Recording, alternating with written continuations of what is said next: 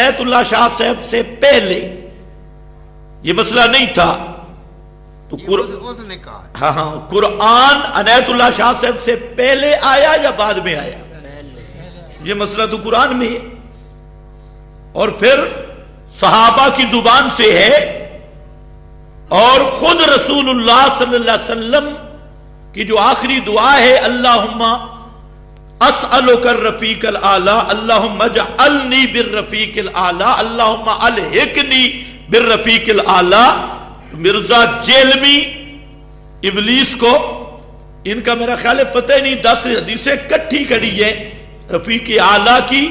اور رفیق اعلیٰ کیا ہے؟ تمام محدثین متفق ہے المکان الذی یسکنون فیہ ارواح الانبیاء. اور خود بخاری میں ہے یا ابتا من جنت الفردوس مأوا کہ وہ رفیق اعلیٰ جنت الفردوس ہے.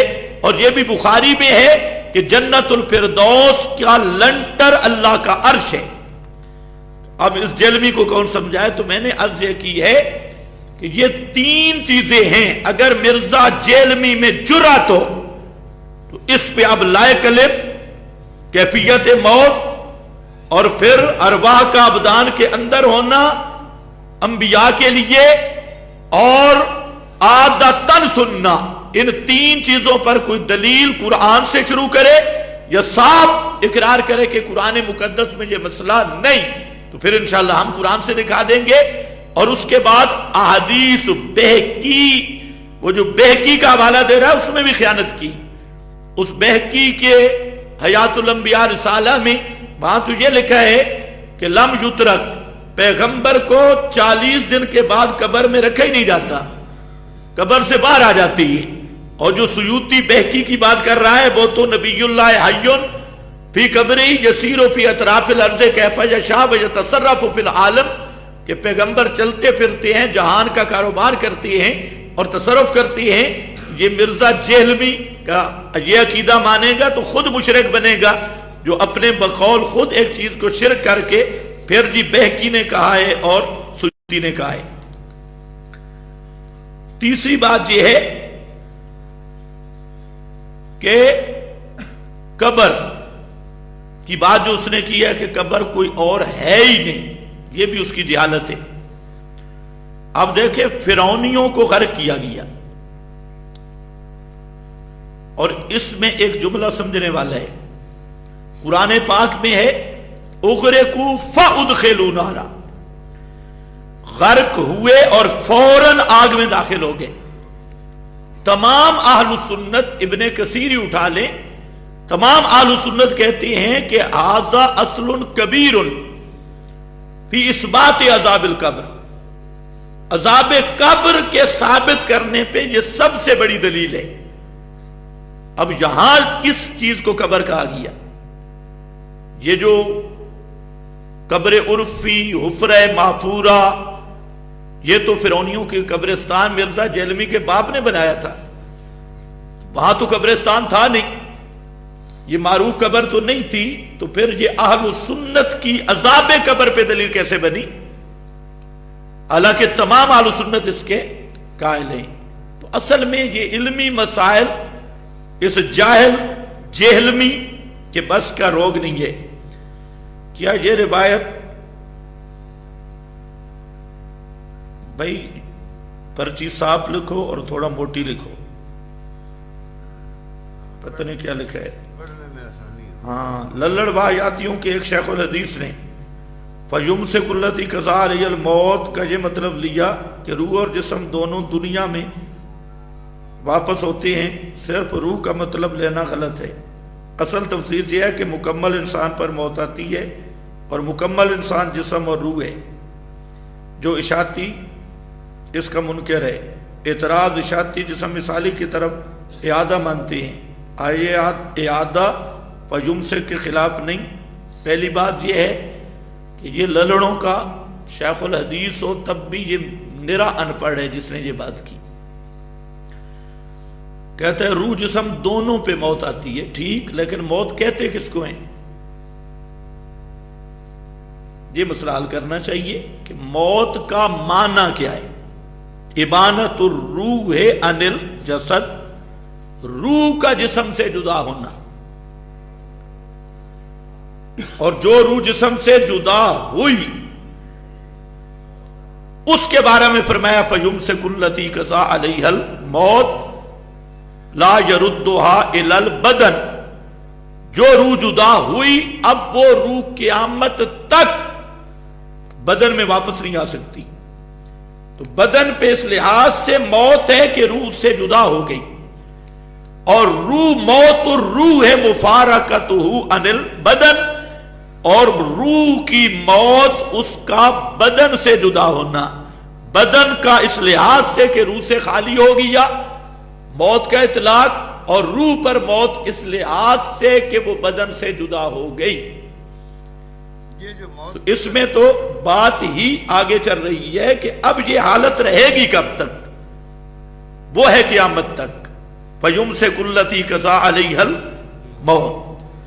اب اس میں اشاعتیوں کی یہ تفسیر نہیں، 14 صدیوں کے مفسرین نے اس کا یہی معنی کیا، اور قرآن مقدس کی دوسری آیت میں اِنَّكُمْ بَعْدَ ذَلِكَ لَمَيِّتُونَ ثُمَّ إِنَّكُمْ يَوْمَ الْقِيَامَةِ تُبْعَثُونَ. اصل میں یہ للڑ حضرات بیچارے بات ایسی کرتے ہیں کہ خود بھی سمجھ نہیں سکتے کہ ہم کیا کہہ رہے ہیں. ان کی تحقیق ہوتی ہے گدھے کی لات، چاہے دیوار پہ لگے چاہے درخت پہ لگے. اور مکمل انسان جسم اور روح ہے. جو اشاعتی منکر ہے، کس نے انکار کیا؟ اعتراض. اشاعتی جسم مثالی کی طرف اعادہ مانتے ہیں. اب وہی بات ہے کہ اس بیچارے کو اعادے کا معنی نہیں آتا. اگر ان کو اعادے کا معنی آتا ہوتا تو یہ جہالت کبھی بھی پیش نہ کرتے. پہلی بات تو یہ ہے کہ اعادہ تو جسم مثالی کی طرف تب ہو کہ پہلے روح جسم مثالی میں ہو پھر نکلے پھر جائے، تو اس کو اعادے کا معنی بھی نہیں آتا. دوسرا، جسم مثالی کوئی باہر کی چیز نہیں. جسم مثالی یہی جسم لطیف ہے، جسم کثیف کے اندر، جیسا کہ حضرت تھانوی رحمہ اللہ نے خود اس کی وضاحت کی ہے. تیسرا یہ کہ اشاعتیوں کی یہ بات نہیں ہے. جسم مثالی صرف اشاعتی نہیں، شیخ الحدیث مولانا سرفراز خان صفدر بھی مانتا ہے. جو فتویٰ اشاعتیوں پہ وہی سرفراز خان صفدر پہ ہے. علامہ انور شاہ کاشمیری بھی مانتے ہیں، علامہ علوسی بھی مانتے ہیں، مجدد الفسانی بھی مانتے ہیں، علامہ تھانوی بھی مانتے ہیں، گنگوئی صاحب بھی مانتے ہیں، شیخ الہند بھی مانتے ہیں. تو اب یہ کہنا کہ اشاعتی جسم مثالی مانتے ہیں، تو ہم کہتے ہیں ذرا لگاؤ فتویٰ جسم مثالی پہ. جو فتویٰ اشاعتیوں پہ ہوگا وہی ان پہ. باقی ہمارے یہ عقیدے کا جز نہیں. ہم کہتے ہیں 3 باتیں جو ابھی میں نے ذکر کی ہے کہ موت کا معنی انفکاک ابانت الروح ہے، اور یہ جدائی قیامت تک ہے، اور موت کے بعد عادتاً سما نہیں. اس میں کوئی آیا جس میں مثالی؟ یہ تو بات ہی نہیں. ہمارے عقیدے کا نہ جز ہے نہ کچھ. فیمسک کے خلاف نہیں. اعتراض اگر فیمسک کا مفعول صرف روح مانا جائے، اگر مگر کی تو جہاں بات ہی نہیں، جہاں قرآن ہے. قرآن میں یمسک التی قضا علیہا الموت. اب جو اگر کرے گا اصل کافر مگر وہی ہے، کیونکہ یہ تو نسکتی موجود ہے. اللہ یتوفی الانفس حین موتہا واللتی لم تمت فی منامہا فیمسک التی قضا علیہا الموت. جب قرآن میں صاف روح موجود ہے تو اب کہنا اگر یہ مانا جائے تو مگر، تو مسئلہ پیچھے رہ جائے گا. قرآن کی نسکتی میں اگر مگر کی تعبیر کرنے والے وہ بے ایمان اور ملحد ہے. مسئلہ سما صحابہ کا اختلافی ہے. جواہر القرآن، جواہر القرآن کسی صحابی نے لکھی ہے.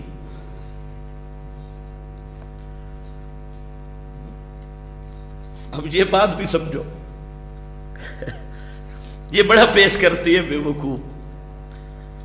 جہاں پر 2 چیزیں ہیں، ایک ہے سما موارد مخصوص، ایک ہے سما عادی. ہمارا اور للڑوں کا جو جھگڑا ہے وہ سما عادی میں ہے. بریلویوں کے ساتھ بھی ہمارا اختلاف کس میں ہے؟ سما عادی میں. اور ایک ہے مورد مخصوص، مثلا کلیب بدر، کلیب بدر کا جزئی واقعہ.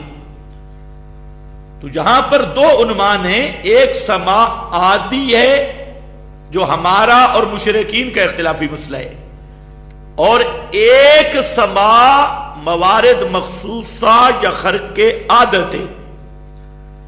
تو یہ جو کہتے ہیں صحابہ کا اختلافی مسئلہ ہے، ہمارا سوال یہ کون سا مسئلہ اختلافی ہے؟ سما عادی کا مسئلہ یا موارد مخصوص کا مسئلہ؟ ایک تو اس کی وضاحت چاہیے. دوسرا، صحابہ کا اختلاف تب ثابت ہو کہ کوئی صحابی سما کا قائل ہو. ہم کہتے ہیں صرف ایک صحابی پیش کر دے جو کہے کہ میرا نظریہ مردے سنتے ہیں، ایک صحابی، یا صحابی پیش کر دے جو کہے کہ یہ مسئلہ صحابہ کا اختلافی ہے، یا تابعی پیش کر دیں جو کہے کہ یہ مسئلہ صحابہ کا اختلافی ہے. لیکن صحابہ نہیں کہتے کہ ہمارا اختلافی مسئلہ ہے، تابعی نہیں کہتے کہ صحابہ کا اختلافی مسئلہ ہے، تبع تابعی نہیں کہتے کہ صحابہ کا اختلافی مسئلہ ہے، چاروں اماموں میں سے کوئی امام نہیں کہتا کہ صحابہ کا اختلافی مسئلہ ہے. تو 14ویں صدی والوں کو کس نے ٹیلی فون کیا ہے؟ بھئی اگر صحابہ کا اختلافی مسئلہ ہوتا، یا تو کوئی صحابہ کہتے نا کہ ہم سما کے قائل ہیں. آپ ان سے پوچھو کہ ان صحابہ کے نام بتائیں جو سماع موتا کے قائل ہیں. لاؤ ان کے اقوال بھی، صحیح سند کے ساتھ نام بھی، اور بالخصوص عادتاً سما جو تمہارا ہمارا ما بہن نزاع ہے. تو خر کی عادت پہ بھی تم تو نہیں لا سکتے، چلو عادتاً جو اختلافی اس پہ لاؤ. اور جب صحابہ ایک بھی صحابی قائل نہیں، بلکہ جب ام المومنین نے قرآن پڑھ کے عدم سماع میت ثابت کیا، اگر کوئی صحابی قائل ہوتا تو انکار کرتا یا نہ کرتا؟ جب ام المومنین قرآن پڑھ رہی تھی، اگر کوئی صحابی مردوں کے سننے کا قائل ہوتا تو ام المومنین کی تردید کرتا اور آیت کا کوئی دوسرا معنی کرتا. جب کسی صحابی نے دوسرا معنی بھی نہیں کیا، ام المومنین کی تردید بھی نہیں کی، اور آیت کا معنی سورے صحابہ میں یہی چلتا رہا، اب یہ کہنا کہ صحابہ کا اختلافی مسئلہ ہے، سبحانک ھذا بہتان عظیم. رہا جواہر القرآن، اس میں بھی یہ لوگ فراڈ کرتے ہیں. یہ بات اچھی طرح سن لو کہ جواہر القرآن میں جو یہ مضمون مذکور ہے، پہلی بات تو یہ ہے کہ یہ مضمون آگے ذرا دیکھیں، یہ موارد مخصوص کے سما کا چل رہا ہے. پورا مضمون ہی دیکھ لیں، وہاں کلیب بدر وغیرہ وہی مورد مخصوص کی بات چل رہی ہے. ہمارا اور جو للڑوں اور بریلویوں کا اختلافی مسئلہ اس کی بات ہی کوئی نہیں. دوسری بات یہ ہے کہ یہ جو موارد مخصوص کی بات چل رہی ہے، اس پر بھی، اس عبارت پر شیخ الحدیث حضرت مولانا سجاد بخاری صاحب رحمہ اللہ، جو کاتب ہیں جواہر القرآن کے لکھنے والے، انہوں نے خود رسالے میں رجوع لکھا توضیح ضروری میں، اور وہ جواہر القرآن ایک جلد والا کے آخر میں چھپا ہوا ہے. انہوں نے یہ لکھا کہ میں جب جواہر القرآن لکھ رہا تھا یا اقامت البرہان، تو عام مشہور یہ تھا کہ یہ صحابہ کا اختلافی مسئلہ ہے، تو میں نے بھی لکھ دیا. لیکن جب میں نے تحقیق کی، اور اس میں بھی انہوں نے لکھا کہ ابن عمر کو، جو کلیب بدر کی روایت بیان کرتے ہیں، ان کو سما کا قائل سمجھا گیا. اب کلیب بدر سما عادی ہے یا خاص سما ہے؟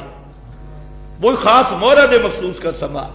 تو اس سے تو انہوں نے کہا میری تحقیق یہ ہوئی ہے کہ ابن عمر نے بھی ام المومنین سے استفسار کیا تھا، اشکال کا حل پیش کیا کہ روایت میں جو آیا ہے قائل ابن عمر بھی نہیں تھے، اہل کلیب کے سما کے بھی، لہذا صحابہ کا کوئی اختلافی مسئلہ نہیں.